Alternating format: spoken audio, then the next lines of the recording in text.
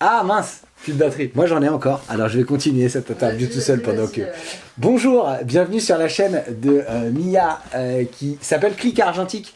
Si vous aimez ses contenus, abonnez-vous à sa chaîne et vous pouvez aussi laisser un commentaire.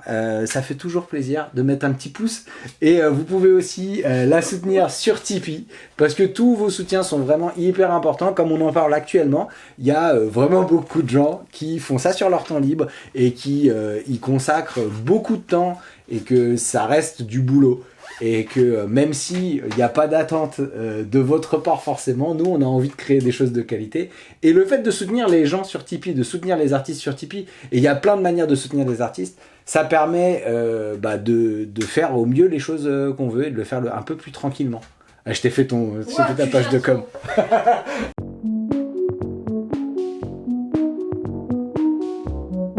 Bonjour les gens, ici Mia alias Click Argentique et aujourd'hui, je vous présente une nouvelle interview. Il était temps, j'en avais marre, j'avais vraiment envie de pouvoir vous présenter des interviews.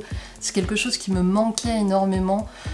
Mais bon, la situation sanitaire faisait que, et malheureusement ça a fait que j'ai pas pu faire d'interview. Donc voici une nouvelle interview.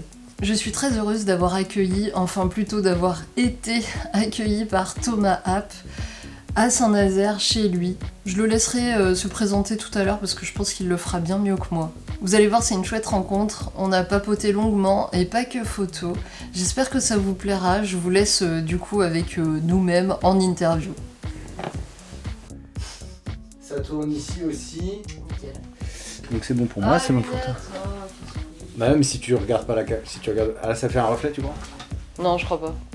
Bonsoir. Non, ça fait pas de reflet. Ok, nickel. C'est quand tu regardes par la fenêtre, quand tu regardes l'écran, oui. Ouais, c'est nous, hein. ok. Clap. Je sais pas si ça marchera, mais c'est pas grave. Si, on entend bien. Bonjour, monsieur Thomas. Ah oui, salut. On commence direct. Alors. Direct. Ok, ça va. Bonjour, Mia, je ça suis va? très contente que tu m'accueilles chez toi, du coup, Ouais. pour faire une petite interview. On s'est jamais vu en vrai. Non, c'est la première fois. On s'est rencontrés pour la première fois, du coup, hier. Ouais. Et voilà. Donc, je voulais faire une interview avec toi. En fait, je vais te poser des questions, puis je vais te laisser parler tranquillement. Ok. Et s'il y a des choses sur lesquelles je me pose moi-même des questions, ou j'imagine que certaines personnes qui vont peut-être découvrir ton travail à travers cette interview se posent des questions, j'essaierai de te poser des questions. Oui, oui, si, en gros, si oui, d'accord. Alors, beaucoup de questions. Est-ce que tu peux te présenter en quelques mots? Ouais, donc moi je suis Thomas App, je fais de la photo argentique et depuis un peu plus de 3 ans maintenant, je fais des vidéos sur YouTube où je parle de photo argentique. Alors ça a pu être comme des tutos et j'ai notamment lancé un peu un projet de vidéo qui sont des échanges d'appareils entre photographes où deux photographes s'échangent leur boîtier argentique toujours le temps d'un après-midi et on fait des photos et voilà, on découvre de nouveaux boîtiers sans avoir forcément à les acheter. Voilà, ça c'est pour la partie un peu YouTube photo. Sinon par ailleurs moi je suis comédien et réalisateur, je fais des courts-métrages et des films et des séries voilà, de fiction. Super. T'as commencé quand l'argentique, la photographie argentique? Et ben en fait, moi j'ai commencé l'argentique, en fait j'ai même commencé la photo par l'argentique. Parce que du coup, quand j'avais 15-16 ans, il n'y avait que l'argentique. Et donc j'ai commencé avec le boîtier de mon père, qui est le Olympus OM10, à 15 ans à peu près. Puis après j'ai eu une phase où j'en ai pas trop fait, vers mes 18-20 ans, c'était un peu le début, enfin pas le début du numérique, mais genre ça commençait à se répandre un peu, les prix commençaient à baisser on va dire. J'ai eu une phase où j'ai fait un peu de numérique et j'ai vraiment repris l'argentique et maintenant je ne fais que ça depuis bientôt 10 ans, ouais ça fait 2010-2011 quand j'ai découvert par le biais d'un concours de Nation Photo le Diana et donc les appareils Lomo et ça m'a vraiment... j'ai vachement aimé en fait l'état d'esprit, l'homo, les règles qu'il faut pas respecter, l'espèce de truc un peu comme ça, un peu décomplexé de la photo et ça a été vraiment fondateur pour moi de ma pratique photo en argentique parce que j'y allais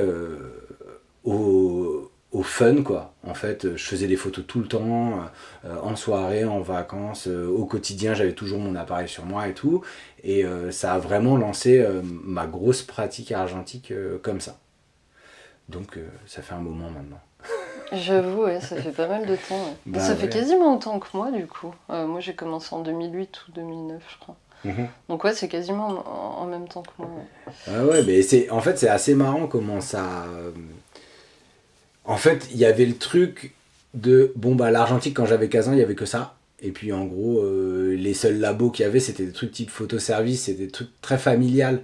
Enfin, moi, je connaissais pas de labos comme il y a... Enfin, même Négatif Plus, je connaissais pas à l'époque. Donc, du coup, il y avait ce truc là où tu avais l'image du photographe, la chambre, les trucs et tout. Mais bon, moi j'avais 15 piges, je venais d'une famille qui faisait pas de photos, ou enfin tu vois, qui développait pas, qui était pas dans la pratique de toutes les étapes de l'argentique, quoi. On faisait de l'argentique comme les gens faisaient des photos de vacances avec leur téléphone maintenant. Bah en fait c'est pareil, quoi. C'était pareil pour mon père, il avait un EM10, mais il connaissait quelques rudiments de prise de vue. Mais en fait, bah, c'était quand même un usage très familial et général, quoi. Et qu'est-ce qui t'a poussé à y revenir? C'est vraiment le fait qu'il y avait cette simplicité-là qui avait été représentée, ressortie par l'homographie, du coup? Ou, Bah, en fait, ouais, il y a eu de ça. Et il y a aussi eu le fait que moi, en numérique, je m'y suis pas retrouvé. Parce que je suis pas une brute de logiciels de retouche ou d'édition de photos, que pareil, j'avais pas les outils. C'était vraiment une période où bah, j'avais pas d'ordi hyper performant, craquer des logiciels, j'étais pas très doué. Enfin, vraiment, c'était pas ma. Je m'éclatais pas tant que ça à faire de la retouche Photoshop ou des trucs comme ça. Et donc, comme je m'y suis pas trop retrouvé, c'est pas que je lâchais la photo, mais c'est. Voilà. Et quand j'ai redécouvert, on va dire, l'argentique avec ouais, tu vois, des trucs comme le traitement croisé, découvrir des nouvelles pellicules, découvrir plein d'appareils et de se marrer avec les formats, découvrir le moyen format. J'ai découvert le moyen format du coup en 2011. Ce qui m'a poussé dedans, c'était vraiment le côté fun, ludique, et le fait que j'avais juste à penser à la photo que je prenais, au moment où je la prenais. Parce que je sais que les quelques fois où j'avais un boîtier numérique dans les mains, je faisais une photo, puis en fait non, c'était pas comme je voulais, puis je refaisais une photo, et en fait au final je passais plein de temps à faire une seule image, dont je n'étais même pas satisfait au final. Donc il y avait ce truc là un peu chiant pour moi, et le fait d'utiliser des appareils comme le Diana, le Fisheye, le LCA, réutiliser l'OM10 de mon père, il y avait vraiment cette possibilité que mon envie de prendre une photo était satisfaite par le fait que je déclenche, et j'avais besoin de rien d'autre. C'est-à-dire qu'après, avec la pratique, je m'apercevais que je faisais des erreurs de prise de vue. Donc après, maintenant, je sais que... Ah non, j'ai déclenché trop vite, j'aurais dû faire gaffe à ça. Tac, et j'en refais une deuxième, et c'est fini. De toute façon... ouais. Enfin, c'est un lieu commun ce que je dis, mais de toute façon, on peut pas voir la photo tout de suite. De toute façon, bah...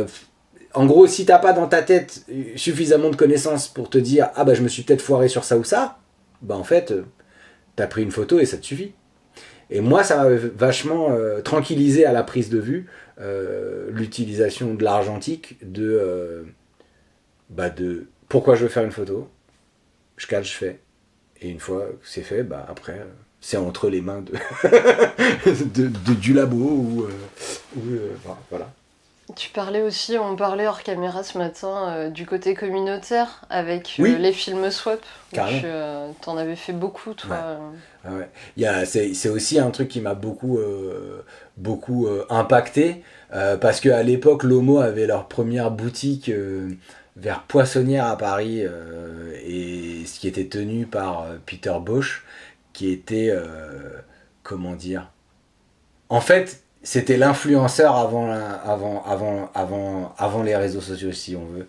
Parce qu'il tenait la boutique, il avait un flegme qui lui était propre, il organisait des apéros sur un coup de tête, donc ça partait en soirée à la boutique Lomo, comme ça. Du coup, tu rencontres des gens parce que bah, toi, à cette période-là, t'as rien à faire, tu te dis il y a un apéro à la boutique, vas-y, j'y vais. Tu rencontres des gens, tu discutes, photo ou pas. Et en fait, il a vraiment, avant même qu'il y ait la boutique dans le Marais et que Nation Photo ait 3 boutiques, enfin vraiment c'était une période où il y avait des espaces de rencontre pour les personnes qui faisaient de l'argentique à Paris, en tout cas. Et ça permettait vraiment... l'aspect communauté était très fort.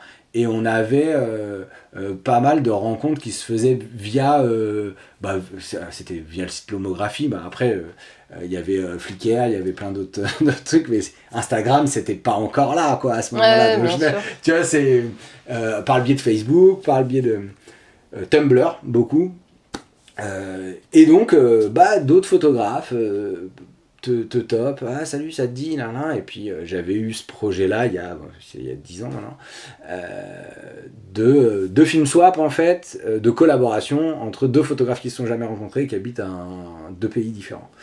Donc j'avais fait des film swap avec des gens qui habitent en Indonésie, au Québec, aux États-Unis et tout. Et c'était assez grisant d'avoir ces rencontres-là aussi. De s'envoyer des pellicules, enfin c'est romantique comme truc, c'est hyper chouette. Tu peux expliquer juste en quelques mots le film swap, parce qu'il y en a peut-être qui savent pas ce que c'est. Le principe du film swap, c'est que moi par exemple je fais une pellicule, je charge une pellicule dans mon appareil, je fais des photos dessus, je la rembobine, je laisse l'amorce sortie ou je la ressors et je poste la pellicule à un ou une autre photographe qui la chargera dans son appareil et refera des photos par-dessus les miennes. Et au moment du développement, on aura des photos qui sont des doubles expositions prises par 2 photographes différents.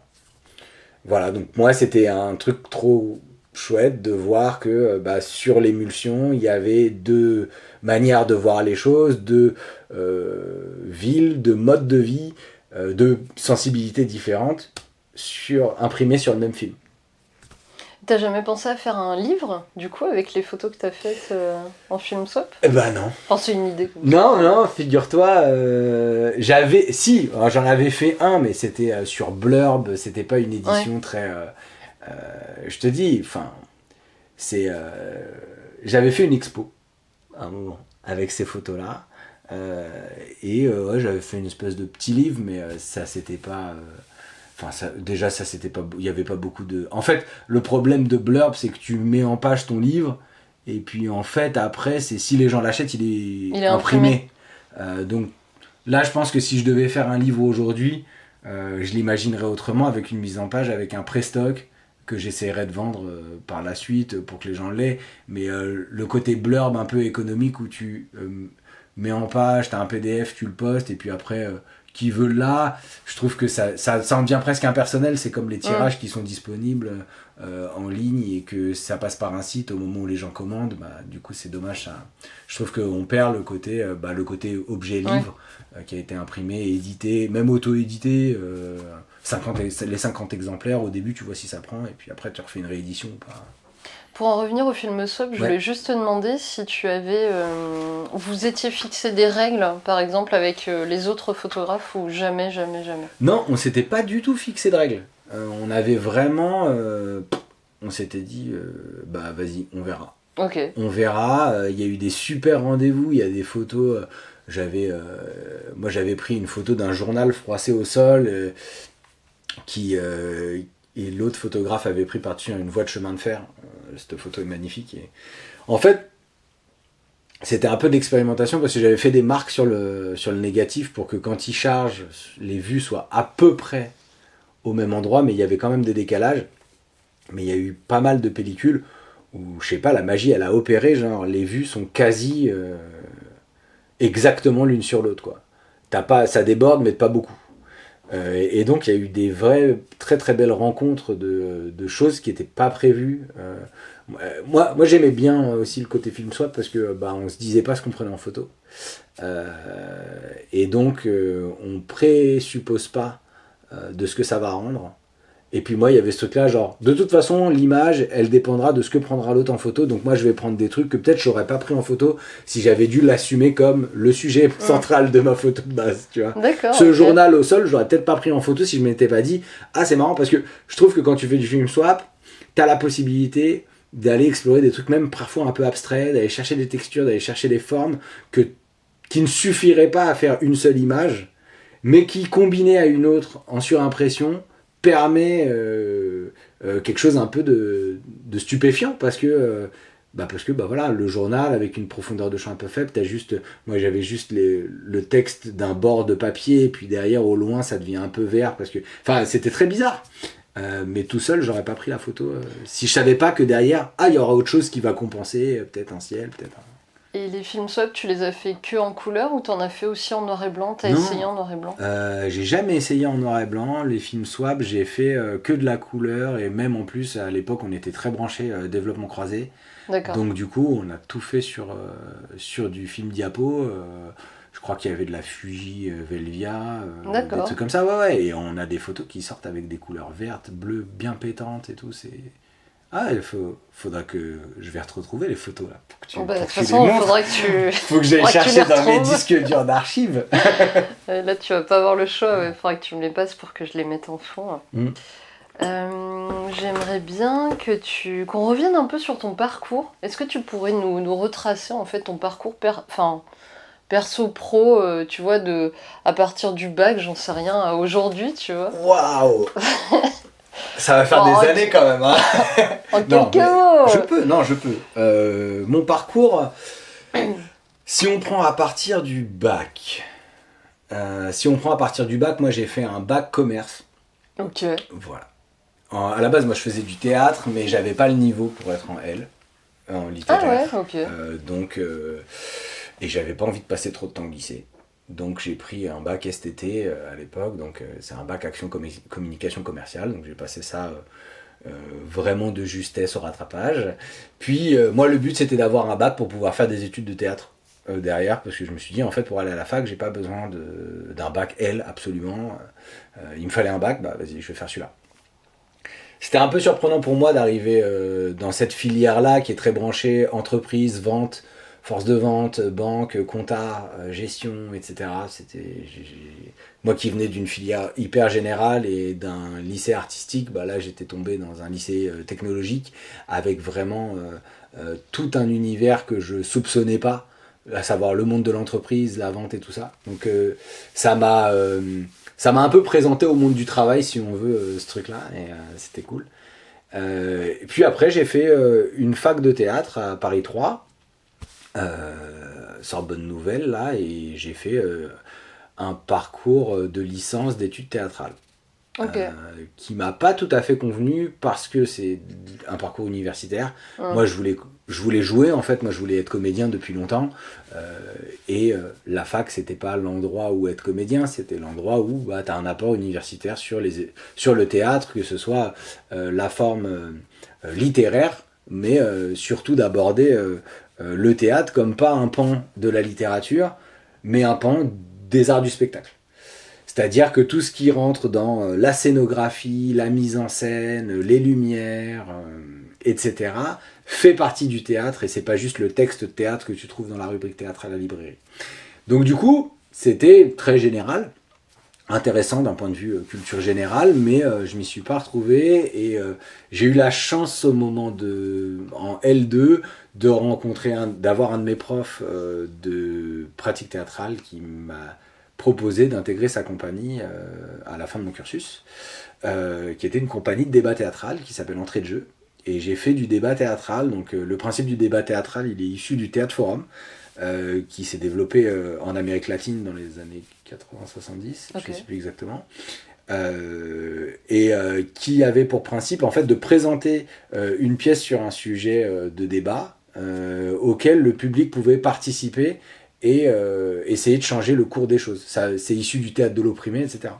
Donc là, le débat théâtral tel que je l'ai pratiqué avec Entrée de jeu et Bernard Grosjean, du coup le directeur de la compagnie, c'était une forme qui s'adaptait mieux, en tout cas en Europe à ce moment-là, un peu éloignée du théâtre de l'opprimé, qui posait des questions de débat à destination d'un public concerné. Donc moi j'ai fait beaucoup de spectacles sur vie affective et sexualité, harcèlement scolaire, discrimination, même des spectacles sur le stress dans le monde agricole, dans des hôpitaux, enfin voilà, j'ai travaillé sur plein de sujets de débat, et le principe c'était de présenter une pièce sur une problématique, ou plusieurs problématiques inhérentes au sujet, ou au corps professionnel par exemple. Donc là sur les ados par exemple, on jouait devant des publics d'ados, on avait là par exemple le harcèlement scolaire.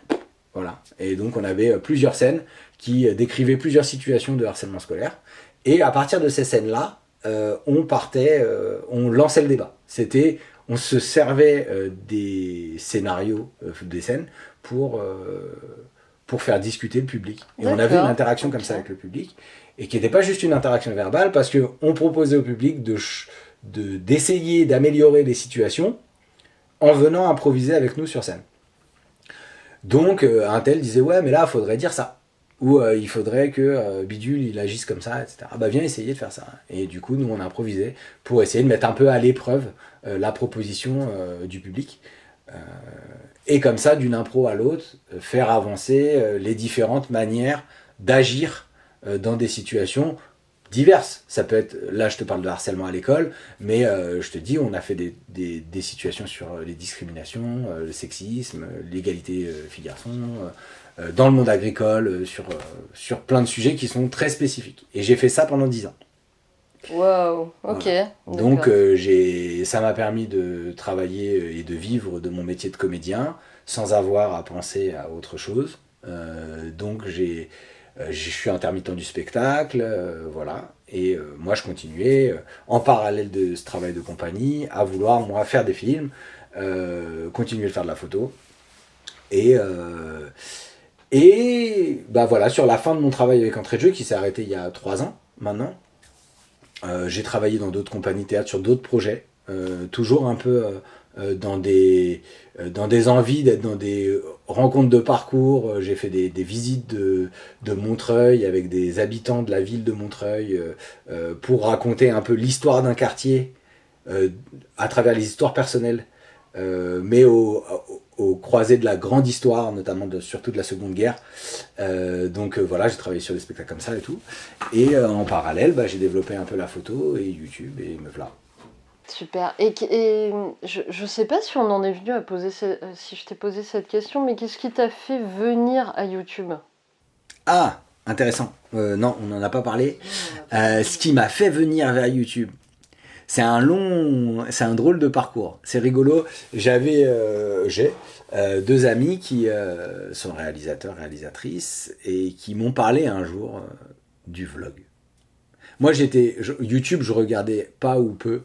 Vraiment, en tant que spectateur, je suivais pas de youtubeurs, je regardais 3 sketchs de temps en temps, voilà, les gros trucs bien grand public qui sont les sketchs qu'on se passe et tout, mais le monde de YouTube en tant que hey, salut, non, je connaissais pas. Moi, quand on m'a parlé de vlog, j'avais Durandal en tête, donc c'était vraiment pas du tout ce que j'aimais. Et donc on m'introduit à hey, tu connais le vlog, tu connais Kaze Neistat, et du coup je suis là, je découvre Kaze Neistat et je me dis mais c'est qui ce mec, c'est un délire. Ok, c'est une télé-réalité, mais en même temps c'est un réalisateur. Et en fait du point de vue de la réalisation, c'était un format auquel on m'a présenté et que j'ai commencé à décortiquer. Quand tu vois les vlogs de Kaze Neistat, c'est des petites histoires, t'as vraiment plein de trucs d'un point de vue réalisation et narration qui sont hyper intéressants à étudier, même quasi d'un point de vue cinématographique, filmique, quoi. Et moi, c'est un peu ça qui m'a mis le pied dedans.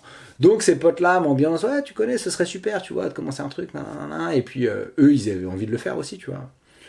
Ok, vas-y, on y va. Et ça me trotte, et quand j'ai un truc qui commence à m'obséder un peu, je me lance. Et je me suis lancé dans YouTube il y a 4 ans, un peu plus maintenant, d'abord en faisant simplement un vlog. En me disant, je vais faire des vlogs, on verra si c'est... J'avais pas prévu que ce soit toutes les semaines, je faisais, je crois, un vlog toutes les 3 semaines, un truc comme ça, mais je filmais quand même quasi tous les jours. Hein. Donc j'étais dans le vlog vraiment dur où... En gros, c'est comme si je faisais du daily, mais j'étais pas du tout en daily. Je me retrouvais avec des semaines entières de rush. Des fois, je filmais, des fois, je filmais pas. Non, mais tu vois, voilà, c'était un peu... C'était le début. Donc, je faisais ça sans trop avoir d'idée de qu'est-ce que je veux faire avec ma chaîne YouTube. J'avais une chaîne YouTube sur laquelle j'avais posté des trucs perso, comme on faisait sur YouTube avant. Et donc je me suis lancé dans le vlog. J'ai fait un petit 6 ou 9 mois de vlog, je crois, à suivre en fait mon quotidien de comédien. C'est-à-dire qu'en fait, j'allais au taf, j'allais en répète, je filmais un peu des bouts de répète, il y avait des projets parce que j'avais participé à des courts-métrages, ça a correspondu vraiment avec un tournage qui était hyper important pour moi, ça s'appelle d'une série qui s'appelle The Unlovables, qui est disponible d'ailleurs sur YouTube, et que en fait j'ai commencé à vlogger sur le tournage de The Unlovables, quoi. Un petit peu, et puis après j'ai continué sur d'autres projets sur lesquels j'étais comédien, et voilà, je filmais un peu mes tournages, comme c'est des projets indés, c'est pas des trucs de grosses chaînes ou machin, j'avais pas de problème à filmer sur les tournages, et voilà, j'ai fait comme ça 1 an de vlog avec des thématiques plus ou moins intéressantes, mais c'était un peu mes pérégrinations de comédien, d'artiste, mes envies d'écrire des films et de les réaliser, etc. J'ai basculé à un moment donné en me disant « Ah, j'ai un super concept !» C'était l'école de cinéma. Je me suis dit « Vas-y, je vais faire mon école de cinéma, mais sur YouTube. » C'est-à-dire qu'en fait, j'avais encouragé les gens à me donner un thème, une contrainte de réalisation et un must, un truc qu'il fallait absolument que je place dans le film. Et qu'à partir de ça, je devais écrire un scénario et réaliser un film. Ça pouvait être un mot, par exemple, Ouais, un truc que tu places absolument. Exactement. Genre cucurbitacé. Cucurbitacé, par exemple. J'aurais pu avoir ça. Et le premier film d'école qu'on m'a donné par YouTube, j'avais pour thème la relation père-fils. Pour contrainte, le film entier doit être un plan séquence. Et comme must, un personnage coincé dans un frigo. Waouh. Ok. Voilà. Et j'ai écrit ce film, un peu d'un coup, et j'ai mis beaucoup de temps à le réaliser. Mais j'ai fini par le faire, et ce film s'appelle Petit Père. Et ça a été un peu mon premier film sur lequel j'aborde des sujets de relations familiales, intrafamiliales, et le rapport à mes origines asiatiques, notamment vietnamiennes, à travers ce film. Et c'est un film qui m'a permis d'aller un peu en festival, dans 2 festivals, un festival à Paris et un festival en Californie. Des festivals qui sont dédiés un peu à la création de la diaspora vietnamienne. Voilà. Donc du coup, j'ai fait ça. Puis j'ai fait un deuxième avec, je sais même plus déjà les contraintes que c'était. Tous les personnages sont féminins, on voit pas les têtes. Enfin, il y avait un truc un peu comme ça. On voit pas de visage. On ne devait pas voir de visage. Et j'ai fait une sorte de film de science-fiction un peu, qui s'appelle Love Lockdown. Tout ça, c'est toujours en ligne, hein, j'assume, hein, je les ai laissés. C'est sur ta chaîne actuelle, Thomas App. Ok. Ouais. Ça, c'était vraiment le tout début de Thomas App, dans je sais pas, ma recherche de YouTube, on va dire. J'ai fait une bonne année comme ça. Et j'ai commencé un peu après à me dire... en fait, j'avais de plus en plus d'amis qui se mettaient à l'argentique et qui me posaient des questions. Ouais, mais ça. Et je me suis rendu compte que moi, ça, c'était... Donc il y a 4 ans, hein, et que moi, je faisais toujours de l'argentique depuis les années 2010. Donc je me suis rendu compte que j'étais ressource et qu'il n'y avait pas ou peu de contenu sur la photo argentique en francophone. Il y avait Jules avec Traitement Croisé qui était déjà en place.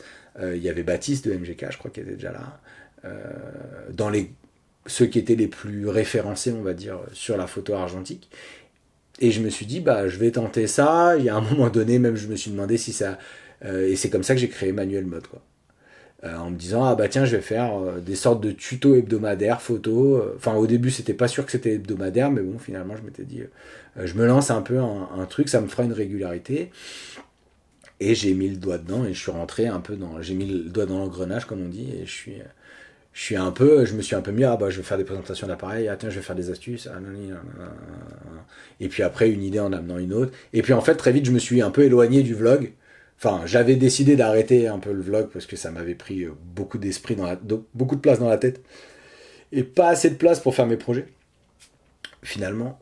Donc du coup, après j'ai remplacé ça par des tutos photos qui m'ont pris beaucoup de place dans la tête et pas beaucoup de place pour faire mes projets, mais donc voilà, petit à petit on trouve... Ça m'a permis vraiment, moi c'était... Le but de YouTube, c'était déjà de créer des contenus de qualité, de moi m'améliorer, ou en tout cas avoir un endroit d'exercice régulier de filmage et de montage. Et bah voilà, c'est ce que j'ai fait. Parce que du coup, ça fait 3 ans que je filme et que je monte mes vidéos et que je réfléchis les formats et que c'était un peu finalement une autre école de cinéma, si on fait la boucle là. Je viens d'y penser, hein, mais ça m'a vraiment formé et puis à comprendre un peu aussi les réseaux. Parce que YouTube, moi j'ai toujours considéré que c'était un peu comme un gros réseau social quand même. Et là où des gens posteraient, c'est comme ça que je voyais le vlog, des gens posteraient des photos de leurs plats sur leur Instagram ou de leurs vacances, bah du coup moi je vlog et en fait c'est juste que mon post il prend un peu plus de temps et il demande à savoir faire du montage, mais il considère que c'est la même publication. Tu vois une pizza sur Instagram ou tu vois moi qui va acheter une pizza et qui vlog dessus, bah pour moi c'est le même type de contenu sauf que ça demande pas le même effort, mais j'avais envie de le voir un peu comme ça. Plutôt que de me dire ouais moi mon YouTube il est ci, il est ça, je sais pas, j'avais envie d'en faire un terrain d'exercice et un truc qui me pousse à prendre ma caméra régulièrement parce que sinon t'attends les tournages quoi. On l'a vachement vu je trouve, alors j'ai pas vu évidemment tout ton contenu YouTube, tu t'en doutes, mais je l'ai vachement vu, moi, ce tremplin, je te l'ai dit ce matin, là, quand on discutait hors caméra, mais je l'ai vachement vu, ce tremplin que tu as eu, cette évolution que tu as eue, t'as les manuels mode, mais du passage au moment du confinement, où là, tu prenais ta caméra, on sentait que les plans, ils modifiaient quand tu as fait tes vlogs, justement, tous les jours, ce qui devait être un boulot monstre, parce que moi aussi, je suis sur YouTube, et du coup, je sais le travail qu'il y a derrière. Et moi j'ai adoré ces vlogs-là, je te l'ai dit. Et j'ai vraiment senti qu'il y avait eu une évolution de ce point de vue-là. Une évolution d'un point de vue réalisation, ça oui, je trouve, d'un point de vue réalisation, avec les différents plans. Après, c'était pas non plus les mêmes narrations, c'est pas non plus le même... peut-être le même public, c'est pas non plus... voilà. Mais je trouvais ça vraiment super chouette quoi comme cool. Comme ouais mais c'est vrai que ce confinement de novembre, parce que du coup c'est pas en mars que j'ai vlogué vraiment, en mars j'ai fait un peu plus de photos, mais en novembre j'avais plus envie de faire de photos en fait, j'avais plus envie de faire des photos de mon petit déj, ça m'avait un peu lessivé quoi, le confinement, le premier confinement m'avait lessivé et le deuxième du mois de novembre je suis allé vers autre chose et effectivement cette envie de quand même continuer de faire des vidéos, mais pas me forcer à faire des vidéos sur l'argentique absolument, pas me forcer à être productif dans la photo, hein. J'étais productif ailleurs. Et effectivement, c'était beaucoup de travail, et moi, j'avais aussi envie de pas juste être comme ça. Salut là. Je me suis dit, attends, il y a une manière de raconter le quotidien en dehors des face cam ou en dehors la caméra qui est comme ça, qui zoome, qui dézoome, enfin tu vois, l'espèce de fausse spontanéité parfois dans laquelle on peut sur YouTube se complaire dans c'est le moment, c'est la vraie vie, tu vois. Alors en fait attends, moi je vais essayer de montrer la vraie vie mais avec une envie plus de réalisation, plus de chef-op si on peut se dire que je vois les choses comme ça, donc de bosser mes cadrages, de faire des plans fixes, de faire des plans où il se passe quelque chose. Alors, en plus je me suis lancé dans le Movember à ce moment-là, donc c'était un peu l'occasion de tout faire tourner autour de ce truc-là, tu vois, le fait que je me rase, enfin tu vois, ça me donnait un prétexte à des scènes de la vie quotidienne que j'aurais jamais... Je repense à la GoPro, tu sais que t'avais... Oui, la GoPro sur le rasoir, non mais carrément. Et non mais ça donnait, le fait de faire le Movember à ce moment-là, de vouloir un peu daily vloguer, et j'avais déjà un fil conducteur et j'avais la justification qui pouvait expliquer que je vais te montrer quand je me rase. Manuel mode, il n'y a pas la place pour ça. C'est pas le format. Le format, il est trop calibré. Moi, tel que je l'ai pensé, hein. Trop calibré pour que d'un seul coup, tu me vois dans ma vie quotidienne en train de manger mes pâtes. Ça marchait pas. Le vlog m'a permis de faire le petit pas de côté pour un peu me présenter autrement. Ça a pu plaire et pas du tout plaire à d'autres. Je sais qu'il y a des gens qui ont trouvé ça, mais ce mois de novembre les a fait partir. Qui m'ont dit non, mais ça devient n'importe quoi, c'est voyeuriste. Non, mais voilà. Et ouais, bah en fait, c'est pas le même contenu. Et moi, derrière, je me suis posé la question, je me suis dit, mais alors du coup, c'est quoi... Enfin, t'as cette espèce de truc sur YouTube où je pense que les gens ont un peu l'habitude de regarder. Mais moi-même, hein, moi le premier, hein, je regarde certains contenus, et quand je vois que les YouTubeurs vont vers autre chose, je suis genre, oh, ouais, ça m'intéresse moins. Mais ça va toucher une autre audience, ça va parler à d'autres gens. Moi, mon vlog de confinement a parlé à des gens qui ne s'intéressaient pas à la photo, mais qui ont trouvé ça cool, bien fait. C'était devenu un rendez-vous, machin. Par contre, ceux qui étaient branchés photo et qui voulaient que je parle que de techniques de photo argentique et de choses intéressantes, et pas de ma moustache et de ma dépression, bah, et du coup, ça les a fait chier et ils m'ont détesté pour ça, tu vois. Tant pis, moi, je fais ma chaîne YouTube, c'est ma vie, en fait. Je fais mes vidéos, d'une certaine manière, je fais ce que je veux, parce que c'est... Moi, je sais pourquoi je le fais, en fait. Je savais que je le faisais dans une envie de travailler la réalisation, de travailler une forme plus aboutie, plus... voilà. Moi j'ai doublement apprécié parce que justement je trouvais que tu parlais de... Enfin quand on suit une chaîne YouTube, généralement moi je le suis aussi pour la personne telle qu'elle est, tu vois. Et j'ai apprécié parce que dans la photographie argentique, je pense que je suis la seule pour le moment à montrer, tu vois, tous les foirages, les galères, les baisses de morale et tout ça. Ouais. Et quand je t'ai vu faire ça, j'ai fait merci. Merci, on est des humains. C'est ça, voilà, tu vois. Je trouvais ça hyper important, quoi, d'en parler. Et puis moi, ça m'a touchée parce que c'est des choses aussi qui me... Voilà, qui résonnent, quoi. Ouais. Mais je trouvais ça vraiment super. Donc, Mais c'est sûr que je pense que, bon, le phénomène réseau social, ça nous arrive à toutes et tous quand on est sur Instagram, avoir des gens qui ont une certaine audience, pour pas dire qu'ils sont connus, parce que je sais pas trop ce que ça veut dire, mais qui ont une certaine audience, qui ont un certain succès auprès du public, que tout le monde regarde, et c'est aussi, ça croise avec plein de personnes sur YouTube qui ont parlé clairement de leur burn-out, qui ont parlé de la difficulté d'être tout le temps en train de penser à la vidéo, au contenu, d'être tout le temps au top, d'être tout le temps en forme, d'avoir tout le temps le sourire, d'être le meilleur pote de tout le monde. Mais en fait, c'est hyper important, je trouve, de pas oublier que c'est des gens dans leur chambre les 3/4 du temps, qui font ça sur leur temps libre, et que cette injonction à être la version idéale d'eux-mêmes tout le temps est hyper oppressante et déprimante parfois, et comment ça crée beaucoup de stress. Moi, j'avais besoin à ce moment-là de me dire, attends, je suis pas juste le présentateur de Manuel Bot, je suis pas juste... moi, j'ai un peu décrypté comment était la scène YouTube française de l'argentique. J'étais pas juste l'animateur de colo sympa qui t'encourage à faire des trucs. Parce que moi, c'est ça le personnage qu'on peut imaginer de moi. Baptiste MGK, c'est le professeur. C'est vrai, hein. Moi, je suis l'anime de colo sympa. Toi, t'es la savante un peu bidouille tout. Non, mais tu vois, on a tous et toutes un peu des archétypes de personnalités qui sont nos traits de personnalité profonds. Qui vont ressortir dedans et dont on se rend pas ou parfois pas compte. Et je me suis rendu compte de ça, en fait. Je me suis rendu compte, en fait, ouais, on croit que je suis l'anime de colo, toujours sympa, toujours cool, mais en vrai, on voit pas que je passe ce que j'avais fait un peu ce que j'avais essayé de décrire aussi un peu dans la vidéo des 3 ans, tu vois. Moi, parfois, j'ai envie d'arrêter parce que parfois, j'en ai marre. J'ai pas envie de me mettre face à une caméra et de faire « Hey, salut, ça va, nanana ?» Des fois, je suis fatigué. Des fois, je passe 4 heures sur une vidéo et j'ai l'impression de faire de la merde. J'ai l'impression de faire du contenu pour faire du contenu. Et bon, voilà, je me suis mis des engagements. Je me suis dit, bon, allez, une vidéo par semaine. Parce que j'avais une envie de progression.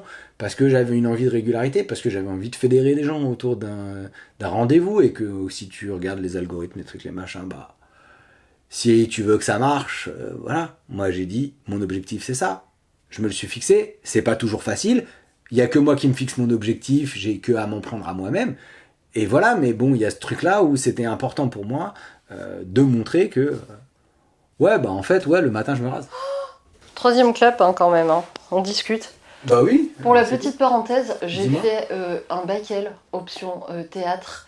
Et j'ai fait une licence... Ouais, option lourde. Non. J'ai fait une licence lettres modernes, art du spectacle. Génial. J'ai fait du théâtre, de la danse... Première année, c'était danse. 2e année, c'était théâtre. 3e année, c'était cinéma. Ah, trop bien. Trop bien. Ah oui. Ah, mais c'était... je crois que c'était J'étais la deuxième promo et c'était la première fac de France ou la deuxième fac à proposer cette Ok. licence-là. Et qui était dans la continuité du coup du bac L, option 4. Donc c'était D'accord. cool. Trop Mais bien. tu vois, par contre, j'ai pas appris du montage. Ah ouais, c'était ça que je voulais te demander. Comment as-tu appris le montage vidéo? En autodidacte. Et pareil, le J'ai cinéma, appris. de la même Ouais, manière.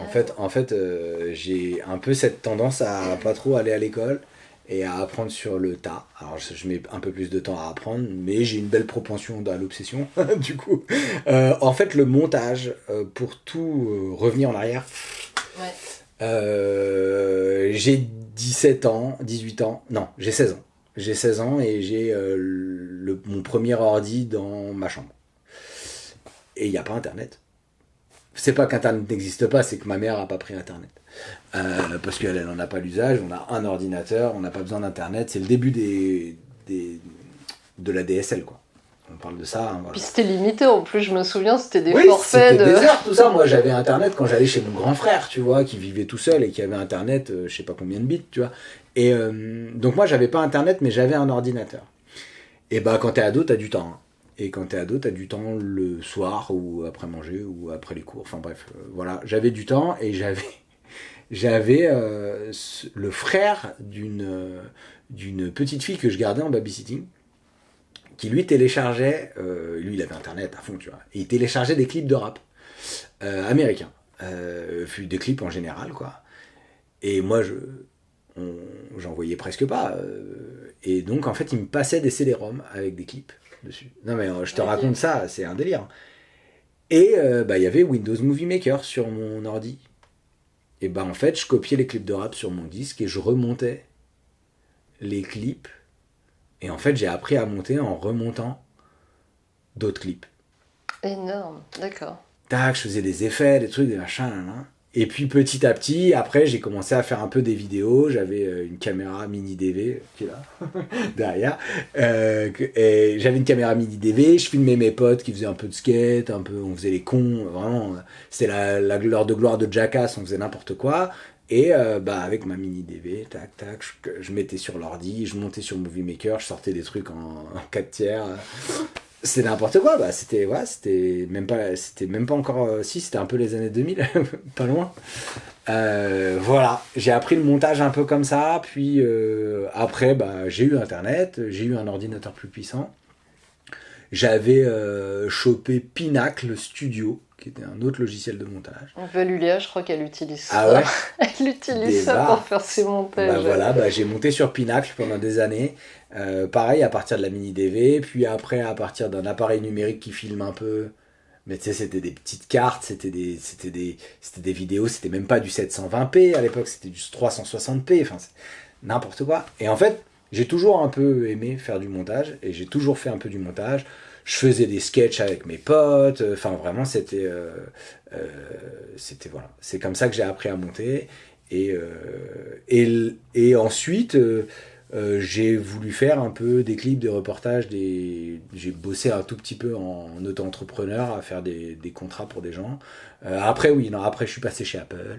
Après j'ai découvert Final Cut, enfin j'ai découvert iMovie, puis Final Cut, puis j'ai commencé à monter mes propres films, et ainsi de suite.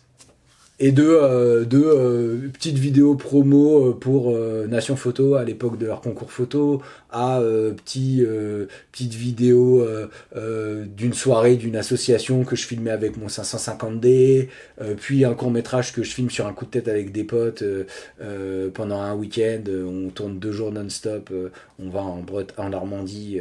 Bam, mon premier court métrage, je le fais, je le monte tout seul sur Final Cut, machin, etc. Et en fait, j'ai toujours aimé faire du montage et j'en ai fait beaucoup. Donc c'est comme ça que j'ai appris à monter. Après, j'ai beaucoup regardé de vidéos. Quand je suis passé là, maintenant je monte sur Adobe Premiere.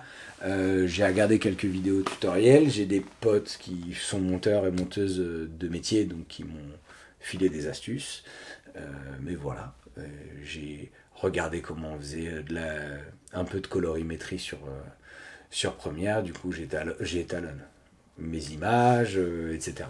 Mais toujours un peu. Moi, je suis toujours embêtée par l'étalonnage parce que si les écrans sont pas étalonner, ça n'a pas de sens, tu vois. Je comprends. Et du coup, j'étalonne pas, mais j'utilise des... Moi, je suis en mode très simple. Hein. J'utilise des luttes. Ouais. Voilà. Mais c'est ce qui m'aide, en fait. Bah, l'étalonnage, c'est... Enfin, le lutte, c'est le résultat d'un étalonnage. Donc, c'est juste, espérons que le lutte match avec ta prise de vue principale. Enfin, après, moi, j'ai aucun souci avec les luttes et les filtres. Hein. Et puis, si t'aimes pas l'étalonnage, tu filmes avec des profils d'images sur ta caméra et on n'en parle plus. Donc, voilà, franchement... Non, moi, c'est vraiment que j'avais envie de développer cette compétence-là. En fait, tous les trucs YouTube ont été... même tu le vois au fil des vidéos, hein, que mes vidéos prennent en qualité d'image. Parce qu'au début, j'étais devant ma fenêtre, j'étais sous ex. Enfin, vraiment, c'était des barres. C'est n'importe quoi. Puis au fur et à mesure, tiens, j'ai une petite lampe là. Si je me mets comme ça fait plus de contraste. Mais ça a bouffé aussi des vidéos de chaînes YouTube américaines où les gens te parlent de to get the best light, et tout. Du coup, voilà, j'en ai dévoré aussi. Qui fait que je regarde un mec faire comment il étalonne ses images, lui, ok, attends, comment on peut faire ça? Puis d'une astuce en astuce en une astuce, je commence à avoir 2-3 compétences. Quoi. Ouais, tu prends du skill. Hein. Ouais, c'est ça. Et en fait, voilà, c'est comme ça que j'ai appris à monter. Et après, voilà, j'ai une certaine manière de regarder les films, de regarder les vidéos. Je le regarde du point de vue technique aussi, moi. Enfin, un de mes films, comme plein de monde, un de mes films de référence favoris, c'est Fight Club. Et en termes de montage, Fight Club, c'est un délire. Après, il y a beaucoup d'effets. Maintenant, je le ferai pas, enfin, tu vois.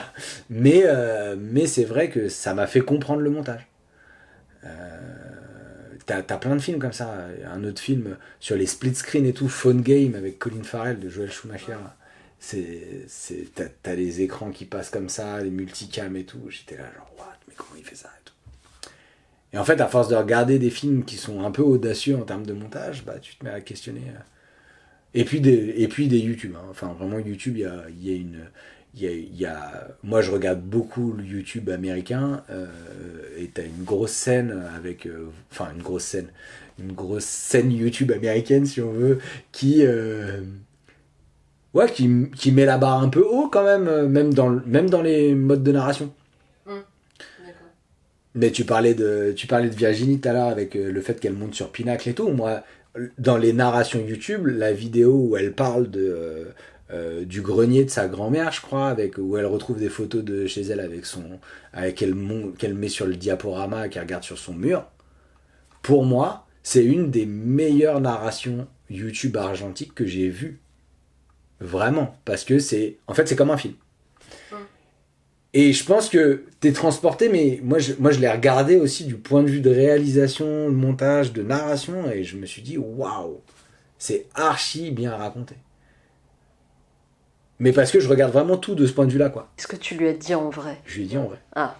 Je lui ai dit directement. Quand je l'ai vu, je lui ai dit, c'est probablement une des plus belles, des meilleures réalisations que j'ai vues. Parce que, en fait, YouTube, c'est formidable, on peut faire ce qu'on veut. On est libre de faire ce qu'on veut. Moi, je tente des formats là en ce moment. Je suis en train de tenter des trucs. Je me dis, ça se trouve, ça passe. Ça se trouve, ça passe pas. Ça se trouve, ça trouve pas d'audience et tant pis. Mais moi, j'avais envie de creuser dans ce sens-là. J'ai fait des vidéos, il n'y a pas de musique, je parle pas. Voilà. Là, récemment, c'est ça que j'ai fait. Et en fait, YouTube, c'est super, on fait ce qu'on veut. Malgré tout, comme je disais par rapport à Instagram, YouTube ou quelques réseaux que tu veuilles, il y a des recettes pour que ça fonctionne, qui matchent les algorithmes, qui matchent les trucs et tout. Et ça, c'est enfermant, en fait. Moi, mon but de régularité m'a poussé à faire des tutos. Parce que, en fait, sur YouTube, les tutos, ça marche, en gros. Si j'avais voulu faire une espèce de format un peu, je sais pas moi, de réflexion autour de la photographie, avant de trouver une audience qui est intéressée par ce sujet-là, je vais pas toucher grand monde, tu vois ce que je veux dire. Donc en fait, le but, c'était de toucher le plus grand nombre au départ par des choses qui sont les plus consommées, pour ensuite amener le public vers autre chose.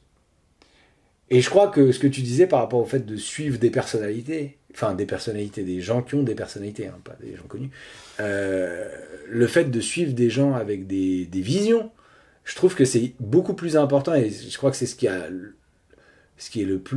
qu'on a tendance à oublier le plus vite quand on commence YouTube, parce qu'on essaye de rentrer dans les codes au départ, Et en fait, le vrai code à savoir, c'est qui tu es. Est-ce que tu es l'animateur de Colo Cool ? Ouais. Vas-y, moi je suis l'animateur de Colo Cool. Moi je vais saucer tout le monde à faire de l'argentique. Et je vais pas faire de distinction. Je vais pas faire un truc d'élite. Je m'en fiche. Essaye, vautre-toi, mais amuse-toi. Voilà. Si tu devais résumer le truc, c'est ça. Moi, en fait, le fond de ma personnalité, c'est ça. C'est genre, tu veux faire des trucs, que ce soit des films, des photos, des livres, de l'illustration, vraiment ce que tu veux. Genre, vas-y, en fait, si t'as une... moi le nerf de ce qui m'anime, c'est, tu veux faire de l'artistique, tu crois que c'est pas pour toi, fais-le. Et fais-le. Et si tu le fais tous les jours, suffisamment, avec la passion, que tu sais pourquoi tu le fais, ça marche pas, ça peut être frustrant, je comprends, il n'y a pas de souci, mais tout ce que tu le fais pour toi, tu as envie de le faire, tu le fais pour te faire plaisir. Je suis comédien de métier. Moi, je joue pour vivre. Enfin, tu vois, c'est... Jouer. Le mot, c'est jouer. Tu vois, donc il y a vraiment un truc où... Éclatez-vous, en fait. Faites pas des trucs qui vous font chier. Il y a une phrase qui m'a marquée dans mes études artistiques, parce que j'avais fait la licence là et tout ça, et après j'ai fait une école d'art et les beaux-arts après. Ouais. Et il y a une phrase d'un professeur qui m'a marquée qui était... parce que je lui avais dit dans mes mots, de toute façon, je sais pas dessiner, ou tu vois, je sais pas faire ci, je sais pas faire ça. Il m'avait répondu, non mais faut pas croire, c'est 99% de travail et 1% de talent. Ouais, c'est absolument pas une histoire de talent. Ouais, on a peut-être des prérequis, on a peut-être des facilités. Il y a peut-être des gens qui ont des facilités plus que d'autres. Peut-être que moi, mon cerveau, il est relié d'une manière à ce que je comprends le montage. Je comprends la réalisation, je décortique un film, j'arrive à comprendre les structures. Peut-être que mon cerveau, il a des présuppositions à ça. Mais parce que ça a été mon centre d'intérêt. Dès lors que tu as un centre d'intérêt, du coup, qui t'intéresse, tu passes du temps, tu réfléchis, tu es un peu obsédé par ça, tu penses là où personne n'y pense. Et ça vaut pour tout. Toi, tu peux penser à ça par rapport à la cuisine. Tu peux penser à ça par rapport à, je sais pas moi, à de la philo. Enfin, c'est ce degré-là de réflexion, sauf que c'est orienté sur un truc. Moi, je rencontre là en ce moment pas mal de gens qui font du tirage.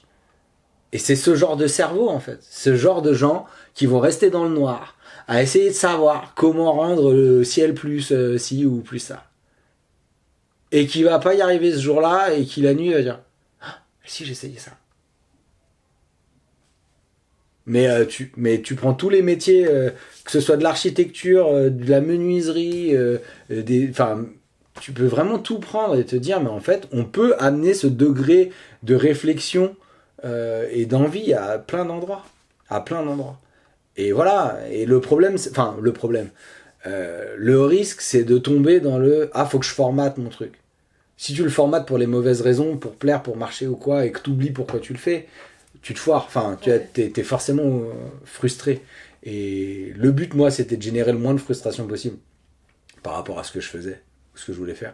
Et même s'il y a des fois, j'avais pas envie de faire une vidéo et qu'il fallait la sortir et tout, vas-y, je l'ai faite. Et c'est comme... je fais toujours l'analyse, le rapport avec la course à pied. Il y a des jours, tu vas courir, t'en chies. T'es pas dans ton corps, t'es fatigué, t'en as marre. Mais c'est parce que t'es sorti courir cette fois-là et que t'en as chié que la prochaine fois, tu vas faire ton meilleur temps ou j'en sais rien, tu vois. Et je cours pas beaucoup, hein. Je cours pour le loisir, je fais pas de marathon ou quoi. Il y a des gens qui sont bien plus calés que moi là-dessus, qui sont très compétitifs et tout. Moi, je cours pour, voilà, des fois de temps en temps, je fais 15 minutes. Là, en fait, c'est pareil. J'ai vraiment un rapport au sport par rapport à la pratique sportive pour moi et le fait qu'il y a des fois que tu fasses du crossfit, ce que tu veux, j'en sais rien. Il y a des fois, t'es vraiment, mais t'es fatigué, t'y arrives pas, mais tu vas quand même à l'entraînement. C'est l'hiver, t'as envie de te mettre dans ta couette et de regarder la télé. Non, tu sors et tu vas à l'entraînement. Et ça, c'est exactement la même chose. Pour moi, c'est le même endroit de ton cerveau, même si c'est pas vérifié, hein, c'est pas vérifié scientifiquement. Mais pour moi, c'est le même endroit de ton cerveau qui fait que t'as la détermination de créer un projet ou de tenir à tes objectifs personnels pour avancer dans ton truc. Et moi, en fait, j'ai jamais plus appris que les vidéos, j'ai galéré. Et qui font que je suis arrivé au bout, tu vois. Et ça fait que derrière, tu te dis, ouais, mais Thomas, comment il fait un daily vlog ? En fait, c'est parce que j'ai un peu galéré, parce que j'ai cherché à me donner des règles de création, en fait. Le daily vlog, des fois, tu vois des plans du soir, mais j'avais déjà monté la vidéo quand j'ai fait le plan du soir. Et je l'ai rajouté à la fin. Parce que si on reprend ça pour décortiquer ma journée, oui, le matin, je me lève, je suis le genre de mec qui prend sa caméra pour filmer son café qui coule. Cassandre elle dort, et moi, je suis là en train de filmer des trucs. Je suis ce mec bizarre. Ok, si ça fonctionne pas pour vous, vous commencez à filmer qu'après votre douche et que vous êtes bien habillé et que vous êtes bien et que vous faites une tisane ou j'en sais rien, tu fais ce que tu veux. T'es même pas obligé de boire des boissons chaudes pour faire un vlog. Tu vois, non, mais, ça peut être n'importe quoi, ça peut être, je sais pas moi. Là, tous les matins, je dessine un peu, tous les matins. Tous les matins, je fais mes étirements, tous les matins. Voilà. Bah vas-y, filme ça. Bon, en fait, moi, je filmais donc du matin, le petit-déj, machin. Après, je me laissais le temps vraiment de m'habiller, de me préparer, de faire ma vie, tu vois. Et puis après, je me mettais à bosser parce que je m'étais mis un peu une rigueur pendant ce confinement où le matin, je faisais du montage. Et bon, bah, le montage, j'avais ce moment où j'avais la caméra là, je montais et au moment de mes pauses, je faisais un petit ah, salut, bah, je fais ça aujourd'hui. Et pendant que je montais, il y avait 10-15 minutes, je faisais des plans. Ah, je faisais mon clavier. Et je faisais semblant de monter. Je faisais ma souris. Tu faisais semblant? Bien sûr. C'était de la mise en scène. Non mais tu vois, je faisais 2-3 trucs et après j'arrêtais le rec et je faisais des petits clips. Je filmais pas 20 minutes de moi qui monte. Je faisais ça devait faire 10 secondes le plan du clavier, le plan de la cafetière ça faisait 15 secondes, le plan là et ça fait qu'après moi quand je monte, j'ai que des clips de 15 secondes, j'en prends 5. Je les mets les uns après les autres. Et sauf que j'en ai fait plein des plans comme ça. J'ai fait des plans de ça, j'ai fait des plans du rideau, j'ai fait des plans de mon téléphone sur le bureau, de la pile de carte mémoire, tous ces petits trucs. J'ai fait des plans de moi en train de monter, genre. Très sérieux. Voilà. Et en fait, derrière, ça, c'est ma scène, montage. Et ainsi de suite. Et après, à 15h, en gros, j'arrêtais de filmer. J'arrêtais de filmer, je commençais à monter. Je montais jusqu'à 18h. Et je savais que c'était pas fini parce que je voulais mon plan de fin de journée. Et j'avais un plan de fin de journée, j'attendais qu'il fasse nuit ou que ce soit le soir ou quoi. Et je le rajoutais à la fin, je faisais mon export et après j'allais me coucher à 22h. Je me couchais pas tard. Mais je me levais tôt. Enfin voilà. Et des routines. Et je pense que tu ne peux tenir que si tu te dis que tu t'arrêtes de filmer à un certain moment et que tu commences à monter la vidéo. Ouais. Si tu penses que tu dois filmer jusqu'au bout de ta journée et que c'est que quand ta journée elle est finie que tu commences à monter à 22h, tu tiens pas, tu te tires une balle. Ou t'es en surmenage, ou ce que tu veux. Mais voilà, en fait, du coup, moi j'ai mis tous les éléments pour tenir le plus longtemps possible. De l'endurance, en fait. Tu gères ton souffle. Ouais, c'est ça. C'est que ça. Est-ce que tu as un appareil photo argentique préféré? L'appareil photo argentique préféré, moi je dirais que ouais, c'est l'appareil en fait que mon père il a acheté en 86 à ma naissance. Wow, d'accord. En fait, cet appareil-là a été le premier appareil qui m'a pris en photo à la maternité, quoi. C'est ce genre d'appareil-là, mon appareil photo préféré. Donc en fait, je dirais pas que c'est parce que c'est le meilleur boîtier, je dirais pas que, enfin, tu vois, j'en suis même pas là. C'est tout. C'est l'appareil que mon père il a acheté à ma naissance et avec lequel je fais encore des photos. C'est l'appareil avec lequel j'ai commencé vraiment la photographie argentique en dehors des jetables que j'avais en colo, tu vois. Voilà. Donc ce serait celui-là mon appareil favori, préféré, parce que il a une charge historique familiale forte pour moi. Voilà. Ok. Est-ce que tu es du genre à tester plein de pellicules et partir avec des pellicules totalement inconnues pour aller te balader et prendre des photos? Ou est-ce que tu es plutôt une personne à avoir tes petites habitudes et à toujours utiliser les mêmes pellicules?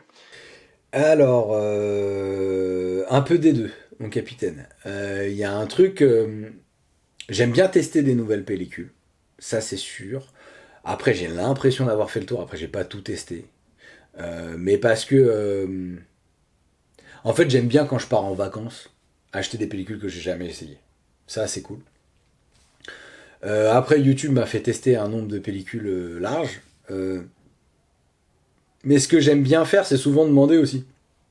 Enfin, maintenant, j'achète en ligne parce que je suis plus trop à Paris, mais j'aime bien demander au labo.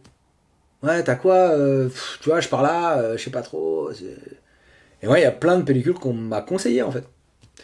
Donc j'aime bien faire ça. Et là, je crois que de plus en plus, parce que noir et blanc, tirage, tout ça, parce que comme j'ai envie de travailler le tirage en ce moment, enfin cette année, enfin bref, là depuis peu, je fais beaucoup plus de noir et blanc que je n'en faisais, par exemple. Et sur le noir et blanc, je sais que la Kentmer 400, c'est une pellicule que j'aime beaucoup. Je sais que la Berger aussi, la Pancro 400 de Berger, c'est une pellicule que j'aime beaucoup. Et du coup, je reste un peu dans la APX 400 parce qu'elle coûte pas cher, de Agfa. C'est des pellicules noir et blanc qui sont un peu mes pellicules standards. Voilà. Après, je sais pas pourquoi je suis pas fan des HP5 ou des machins. Je saurais pas l'expliquer. Je pense que c'est une bonne pellicule, hein, mais je suis pas attiré par la HP5 ou par la FP4 ou par la. Enfin, tu vois, les pellicules Ilford en général, je suis très peu attiré par ces pellicules-là. Attends, j'ai pensé à un truc. Bah, du coup, la Kentmer, c'est du Harman, donc c'est un peu du Ilford. Mais j'ai pensé à une autre pellicule que j'utilise pas mal. Trix. Ouais, c'est ça. Moins la Trix que la T-Max, mais bon, du coup, j'ai plus une tendance à aller vers les pellicules Kodak que les pellicules Ilford. Je me l'explique pas, peut-être que la boîte est orange. Et c'est tout. Non mais, tu sais, vraiment, voilà, je suis bassement un peu teubé. C'est orange, j'aime bien. Je prends. Elle est jolie. Voilà, c'est tout. Ouais. Faudrait que tu testes la Relais 80S, elle est cool. Ok, ça marche. Et j'ai testé la 400S. Bah, la Rétro 400S, elle est vraiment cool. C'est une 80 ISO du coup ? 80 ISO, ouais. Ok, trop bien. Et la Wesh Yes aussi. Okay. En 50 ISO, elle est pas mal. Par contre, elle a très fort contraste. Ouais, si t'aimes vraiment les très forts contrastes. En tirage, j'imagine que ça doit être pas mal. J'ai jamais testé en tirage, mais... Parce que là, moi, j'ai testé c'est une Washi D, je crois. Donc, c'est une 500 ISO. Je suis sorti avec des trucs qui sont tellement contrastés et tout. Je pense que ça va être une galère au tirage. J'ai pas essayé encore, hein, donc je sais pas. Tu feras des petites poupées. Ouais, c'est ça. Comment on fait pour avoir des enfants? J'avoue, elles sont pas toutes simples. Bah écoute, je pense qu'on va s'arrêter là. Je te remercie vraiment pour ton temps et ton accueil. Et bah écoute, on retrouvera ça dans plusieurs semaines, voire plusieurs mois. Hein non, je sais pas quand, mais on verra. Bah oui, en tout cas, merci de m'avoir accueilli chez moi. Non, mais de m'avoir accueilli sur ta chaîne, c'est cool. C'est trop cool cette petite interview. Je sais pas combien de temps elle durera, mais voilà. Et bah voilà, trop bien. Merci. C'est fini. À bientôt. Au revoir les gens. Et voilà, c'est la fin de cette vidéo. J'espère qu'elle vous a plu. J'espère qu'elle vous a apporté quelque chose. Si c'est le cas, eh bien abonnez-vous, cliquez sur j'aime, n'hésitez pas à passer sur mon Tipeee si les finances vous le permettent. Je vous souhaite une très bonne semaine. On se retrouve la semaine prochaine pour de nouvelles aventures. En attendant, prenez soin de vous et faites de belles photos.